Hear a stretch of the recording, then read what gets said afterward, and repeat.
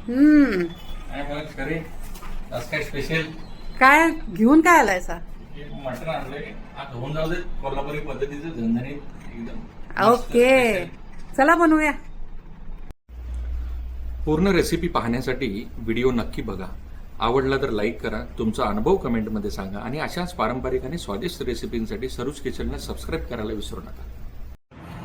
कोल्हापुरी पद्धतीचं मटण बनवण्याचं साहित्य आपण आता बघून घेऊया.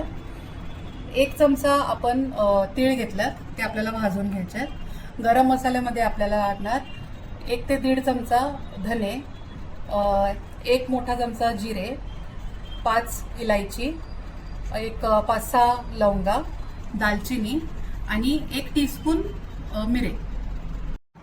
आता मटण फोडणीसाठी कांदा, 1 कड्डी लसूण, 2 इंच आलं, 1 अर्धी वाटी सुकं खोबरं, अर्धी वाटी ओलं खोबरं, 2 मोठे कांदे उभे स्लाइस केलेले, 1 मीडियम टोमॅटो आणि मूठभर पुदिना आणि कोथिंबीर बारीक चिरून. आता हा गरम मसाला आपण कढईत भाजून घेऊया.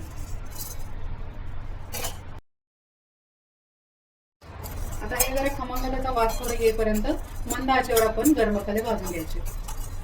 आता 1 चमचा आपण तेल तापवलंय, त्याच्यामध्ये आधी सुकं खोबरं आपण थोडं परतून घेऊया.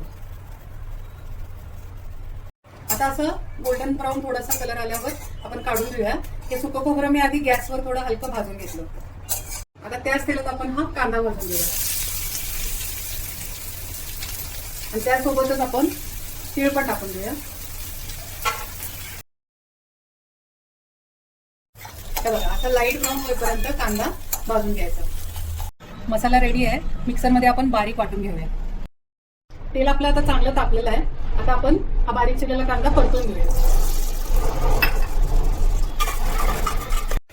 कांदा तर चांगला लालसर भाजलाय. आपण आता ह्याच्यात 1.5 किलो मटण टाकून घेऊया.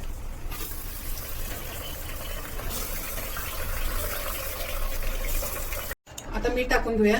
जवळजवळ 2 ते 2.5 चमचे मीठ टाकूया. हे चांगलं व्यवस्थित परतून घ्यायचं. जोपर्यंत मटणाचा कलर चांगला चेंज होत नाही ना, तोपर्यंत व्यवस्थित परतून घ्यायचं. 5 टीस्पून आपण हळद घालूया आणि व्यवस्थित परतून घेऊया, त्याला चांगलं पाणी सुटेपर्यंत.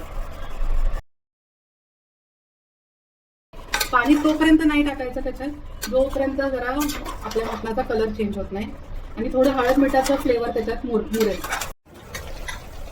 हे बघा, मी मस्त ते मटण आता वाफेवर शिजवून घेतलंय. 10 मिनिटं झाली, मी व्यवस्थित परतून घेतलंय. आता ह्याच्यात आपण गरम पाणी घालून घेऊया. मटण आपलं त्याच्यात बुडेल इतपत गरम पाणी घाला आणि 3 ते 4 शिट्ट्या करून घ्या. आता डिपेंड करते तुमच्या इथं किती तुम्हाला शिट्टी लागते.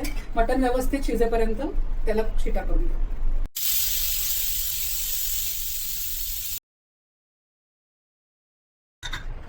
मटण आपलं चांगलं शिजलेलं आहे. आता आपण यातलं मटण काढून घेऊया.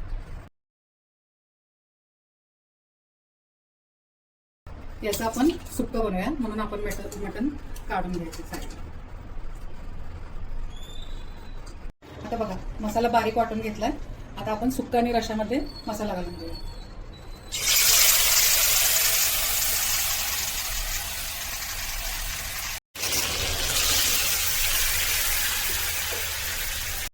मसाले आपल्याला एकदम व्यवस्थित भाजून घ्यायचा आहे. हा चटचट नाही ठेवायचा, चांगला परतून घ्यायचा, त्यानेच खरी टेस्ट येते जेवणाला.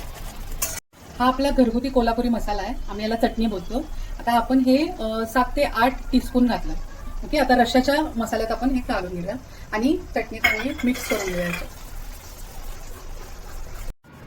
आता हा मसाला चांगला आपला भाजून झालाय आणि पाणीमध्ये घालून घेऊया. त्याचा रस्सा करून टाकूया. हे चांगलं मिक्स करते. आता ह्याच्यात थोडं गरम पाणी घालून घेऊया. आता सुक्याचा मसाला पण भाजलाय. आपण आता ह्याच्यात चटणी घालून घेऊया आणि व्यवस्थित परतून घेऊया. ह्याच्यामध्ये थोडा रश्श्याचा कट आपण ऍड करून घेऊया. तर मस्त कलर यायला लागलाय. आपण 2 मिनिटं हा मसाला झाकून ठेवूया.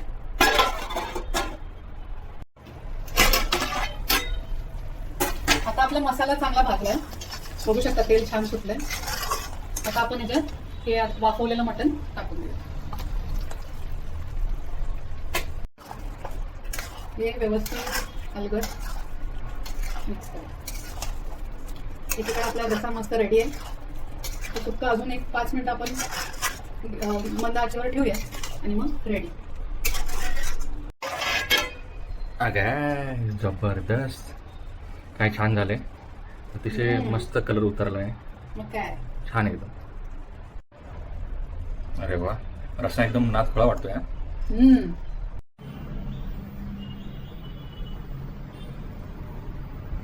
चला ताट रेडी आहे. एक नंबर.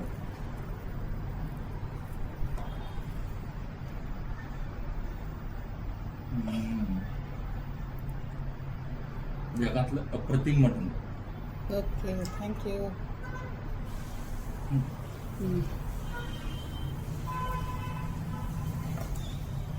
क्लास.